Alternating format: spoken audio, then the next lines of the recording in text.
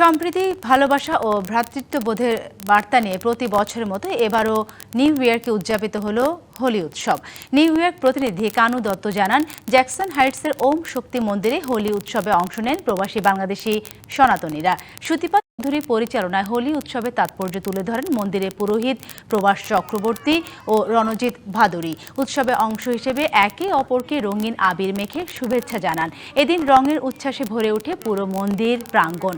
ঢোল, করতালে, তালে তালে গান বাজনায় যোগ দেন নারী, পুরুষ, শিশু, কিশোর সহ বিভিন্ন বয়সী মানুষ।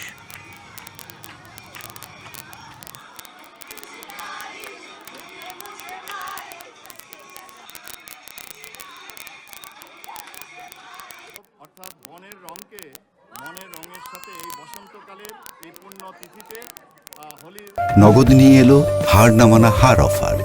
সর্বনিম্ন 10,000 টাকা রেমিটেন্স নগদে পাঠালে থাকছে স্বর্ণের হার জেতার সুযোগ।